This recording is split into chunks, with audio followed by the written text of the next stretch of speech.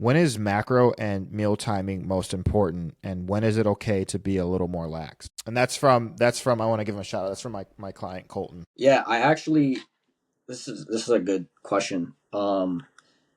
Because I found I've kind of changed strategies a little bit with my clients. Some of them, well, most of them are like they've been in the gym a little bit, but they haven't. They've never really tracked anything. They've never like been on a meal plan. They've never like they don't know what macros are. So a lot of them are just like general health, like just want to get in better shape. Um, Clients, and I find that like for me at least, when I start them off now, I'm starting them on like a calorie based plan. It's just super simple. It's super easy. Just stay in this range.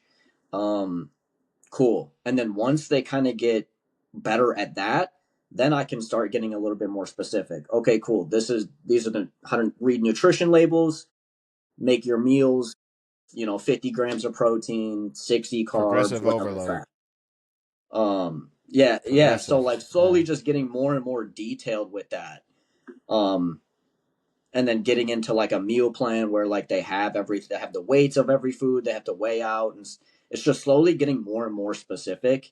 Um, but that's going to be different for everyone because everyone kind of has been at different levels. The experience that they have in the gym with meal planning and stuff like that, like everyone's kind of different. So different strokes for different folks, I guess. I think that's what it is. It's who's asking the question. Who are we talking about? First of all, right? Um, if I am working with somebody that is in a competition prep scenario, whether they are a powerlifter or a bodybuilder, um, I want you eating your meals on a schedule. I want you, and I think it matters, right? Because we want to get your body into a rhythm. We want to get your body expecting things, right? And getting you into a nice, consistent pattern and also the routine because we need consistency, right? We don't have weeks to fucking just see what happens. Like we need to get this rolling. We need to know what's what. We need to remove variation, right? We need to have highly repeatable weeks, and you do that through consistency. And so for those people, it matters 100%. If you're just talking about the average lifestyle person, right?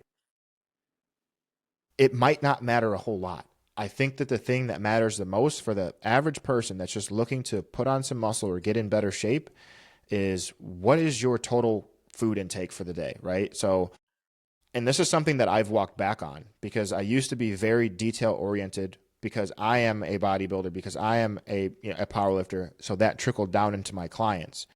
But I've started to walk back on some of that with particular clients that are not that, right? And so just peeling back the layers and saying like what matters the most, right? What is going to be the number one thing that matters in seeing you through to your goal?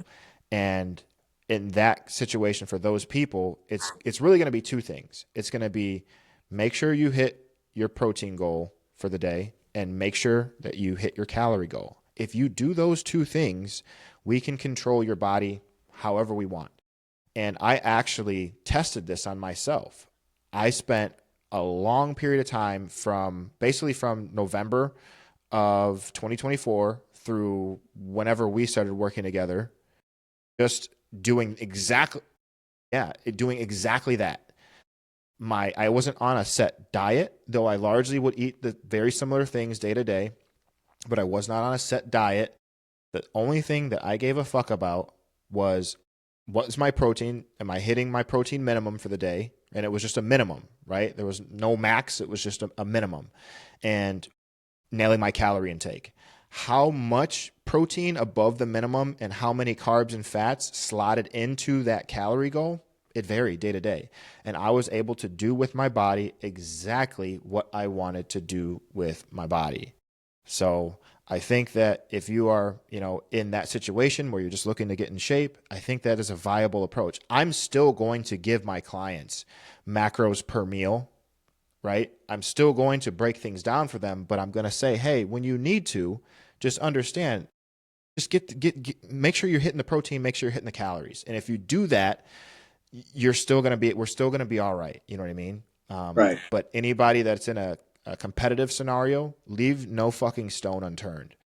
Leave no stone unturned because you don't want to have that in the back of your head, right? Even though I'm telling you like it works, right?